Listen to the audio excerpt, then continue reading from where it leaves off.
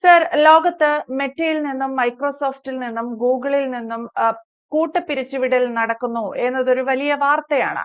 അത്തരത്തിൽ ആളുകളെ പിരിച്ചുവിടാൻ മാത്രമുള്ള എന്തോ ഒരു പ്രതിസന്ധി ഇത്തരം ഭീമൻ ടെക് കമ്പനികളിൽ നടക്കുന്നുണ്ട് എന്നതൊരു യാഥാർത്ഥ്യമാണ്. പക്ഷെ അവിടെയാണ് ലുലു ഗ്രൂപ്പിനെ പോലെയുള്ള ചില കമ്പനികൾ വളരെ വ്യത്യസ്തമാകുന്നത്. ലുലു ഗ്രൂപ്പ് പറഞ്ഞിരിക്കുന്നത് ജീവനക്കാരെ ആരെയും പിരിച്ചുവിടുന്നില്ല, പകരം ലോൺ എടുത്തിട്ടാണെങ്കിലും ജീവനക്കാരുടെ മുഴുവൻ സാലറിയും നൽകിക്കൊണ്ട് അവരെ നിലനിർത്തും എന്നുള്ളതാണ്. പക്ഷേ ലുലു ഗ്രൂപ്പിൽ ഉൾപ്പെടെ ഒരു പ്രതിസന്ധി ഉണ്ട് എന്നാണ് പുറത്തു വരുന്ന റിപ്പോർട്ടുകൾ. യുദ്ധം യഥാർത്ഥത്തിൽ ഇത്തരത്തിലുള്ള കമ്പനികളെ, അതായത് ഇന്റർനാഷണൽ കമ്പനികളെ ബാധിച്ചിട്ടുണ്ടോ? അത്തരമൊരു പ്രതിസന്ധി നിലവിലുണ്ടോ എന്നതാണ് ചോദ്യം. യുദ്ധം കാരണം എല്ലാവർക്കും പ്രതിസന്ധിയുണ്ട്. അത് ഇന്റർനാഷണൽ കമ്പനി എന്ന് മാത്രമല്ല, ഓരോ രാജ്യങ്ങളുടെ സാമ്പത്തിക അവസ്ഥയും വളരെ ദയനീയമായി താഴേക്ക് പോയി. ഇപ്പോ നമ്മൾ 4-ാം സ്ഥാനത്ത് നിൽക്കുന്ന GDP തന്നെ 6-ാം സ്ഥാനത്തേക്ക് പോയി. അപ്പോൾ എല്ലാ രാജ്യങ്ങൾക്കും ഇത് വളരെയധികം ഗൗരവമായിട്ടുള്ള ഒരു സംഭവം തന്നെയാണ്. പ്രധാനമായിട്ട് ഞാൻ പറയാം, ഈ ഹോർമൂസ് കടലിടുക്കിൽ കൂടിയാണ് എല്ലാ ഷിപ്പുകളും അങ്ങോട്ടും ഇങ്ങോട്ടും പോയിക്കൊണ്ടിരുന്നത്. ഇത് പൂർണ്ണമായും സ്റ്റോപ്പ് ചെയ്തു. ഇപ്പൊ 58-60 ദിവസമായിട്ട് അത് പൂർണ്ണമായും സ്റ്റോപ്പ് ചെയ്തു. അപ്പോൾ ഈ ട്രേഡിങ്, ഈ കച്ചവടം അങ്ങോട്ടും ഇങ്ങോട്ടും ഇല്ലാത്തൊരവസ്ഥയിലേക്ക് പോയി. ഈ കച്ചവടം ഉണ്ടായില്ലെങ്കിൽ, മൂവ്മെന്റ് ഉണ്ടായില്ലെങ്കിൽ എന്താണ് അവസ്ഥ? എല്ലാം സ്റ്റോപ്പ് ആവും. എല്ലാം സ്റ്റോപ്പായി കഴിഞ്ഞാൽ അതിന്റെ ബേസിക് ഇതിനെയും കൂടി എഫക്ട് ചെയ്യാൻ തുടങ്ങും. ആ ബേസിക് കാര്യങ്ങളാണ് ഇപ്പൊ ഈ മൈക്രോസോഫ്റ്റ്, ഈ മെറ്റ എന്നൊക്കെ പറയുന്നത്. അപ്പോ അവർക്കും ബിസിനസിന്റെ ആ താഴ്മ അല്ലെങ്കിൽ താഴ്ച അനുഭവിക്കാൻ തുടങ്ങിക്കഴിഞ്ഞാൽ അവരത് റിക്കവർ ചെയ്ത് നിൽക്കാൻ വേണ്ടിയിട്ട് അവരൊക്കെ പെട്ടെന്ന് ആക്ഷൻ എടുക്കും. കാരണം അവരെ സംബന്ധിച്ചിടത്തോളം പെട്ടെന്ന് പിരിച്ചുവിടാനും പെട്ടെന്ന് തിരിച്ചെടുക്കാനും അവർക്ക് പറ്റും. അപ്പൊ അവർ പെട്ടെന്ന് 10% ആൾക്കാരെ തന്നെ വേഗത്തിൽ പിരിച്ചുവിട്ടു.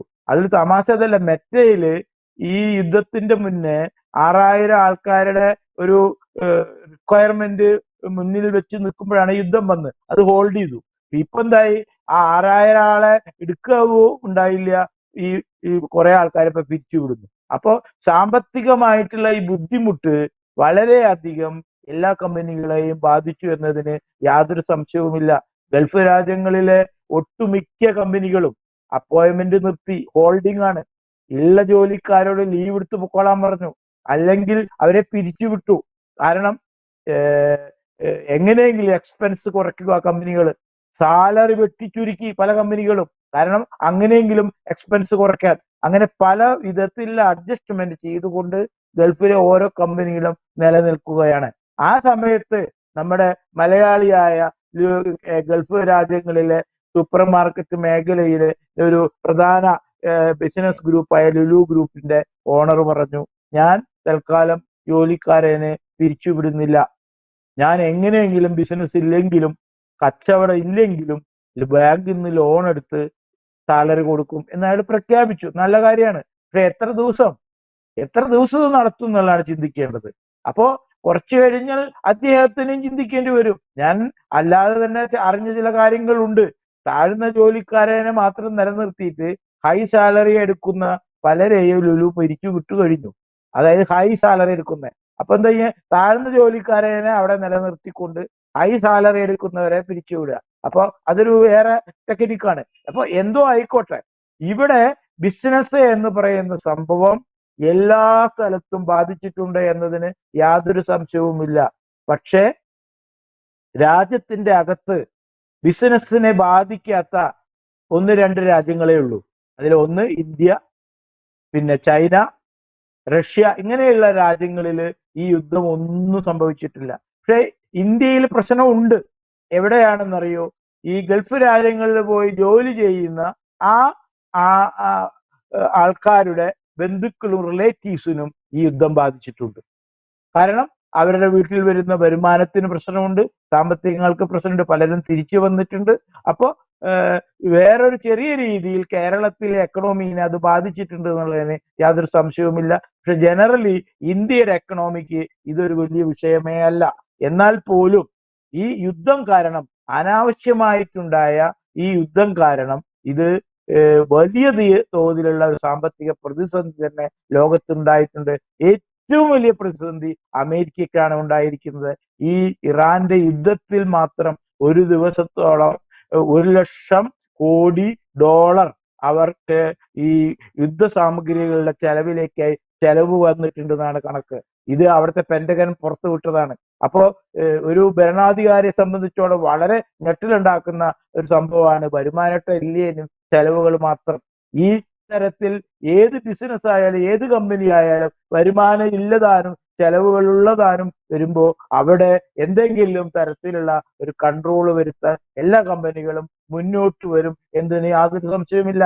അത് തന്നെയാണ് ഇപ്പൊ നമ്മള് ഈ മെറ്റ ആയാലും മൈക്രോസോഫ്റ്റ് ആയാലും ഗൂഗിൾ ആയാലും അല്ലെങ്കിൽ യാഹു ആയാലും ഇവരൊക്കെ എല്ലാവരും നമ്മൾ അറിയാത്ത ഒരുപാട് കമ്പനികൾ ഈ ആക്ഷനിലേക്ക് പോയിക്കൊണ്ടിരിക്കുകയാണ്. ഇനിയും ബിസിനസ് മുന്നോട്ട് വന്നില്ലെങ്കിൽ ഇപ്പൊ ദുബായ് ആണ് ടൂറിസ്റ്റ് മേഖലയിൽ ഏറ്റവും മുൻപന്തിയിൽ നിൽക്കുന്നത്. ആ സംഭവമേ നിന്നുപോയി. അപ്പൊ എന്തുണ്ടായി? ദുബായിയുടെ വലിയൊരു വരുമാനം നിന്നു. അത് നിന്നപ്പോ അവിടെ റിയൽ എസ്റ്റേറ്റ് നിന്നു. റിയൽ എസ്റ്റേറ്റ് നിന്നപ്പോ അതുമായി ബന്ധപ്പെട്ട മറ്റുള്ള ബിസിനസ്സുകളും നിന്നു. നമുക്കറിയാവുന്ന കാര്യമാണ്, ദുബായ് ഈ ടൂറിസം മേഖലയിൽ ഏറ്റവും മുന്നിൽ നിൽക്കുന്ന ഒരു രാജ്യമാണ്. അവിടെ ഈ ടൂറിസം എന്നുള്ളത് കംപ്ലീറ്റ്ലി നിന്നുപോയി. 10-60 ദിവസമായിട്ട് ആ വരുമാനമേ അവർക്കില്ലാതെയായി. അവിടെ ഈ ടൂറിസം നിന്നപ്പോൾ എന്തുണ്ടായി? അവരുടെ റിയൽ എസ്റ്റേറ്റിനെ ബാധിച്ചു. ഇന്ന് ലോകത്തിലെ എല്ലാ രാജ്യങ്ങളിലുമുള്ള എല്ലാവരും കുറച്ച് സാമ്പത്തികമായിട്ടും സമാധാനമായിട്ടും സെറ്റിൽ ചെയ്യാൻ പോകുന്ന ഒരു രാജ്യമായിട്ട് UAE മാറിയിട്ടുണ്ടായിരുന്നു. ആ ഒരു വിശ്വാസ്യതയാണ് ഇപ്പൊ നഷ്ടപ്പെട്ടു പോയത്. UAE പോയി സേഫായി ജീവിക്കാം എന്നുള്ള ആ തോന്നല് ഇപ്പൊ ഇല്ലാതാക്കി ആര്? ഇറാൻ. അപ്പോ അവിടെ വീടും ഒക്കെ വെച്ചിരിക്കുന്നവരുന്ന് സ്ഥലം വിടാൻ തുടങ്ങി. അവിടെ പുതിയ ആൾക്കാർ ചെല്ലാതെയായി. അതൊക്കെ അവിടുത്തെ ബിസിനസ്സിനെ ബാധിച്ചു.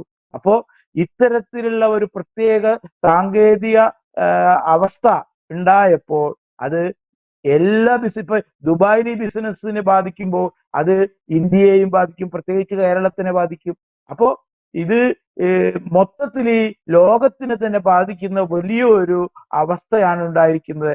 ആ സമയത്ത് ഇന്റർനാഷണൽ കമ്പനികളായാലും ലോക്കൽ കമ്പനികളായാലും അവർ നിലനിൽക്കാൻ വേണ്ടിയിട്ട് ഇത്തരത്തിലുള്ള ഓരോ സ്റ്റെപ്പുകൾ അവരെടുക്കും. തൽക്കാലം ജോലിക്കാരെ പിരിച്ചുവിടും, ഉള്ള ജോലിക്കാരുടെ സാലറി കുറയ്ക്കും.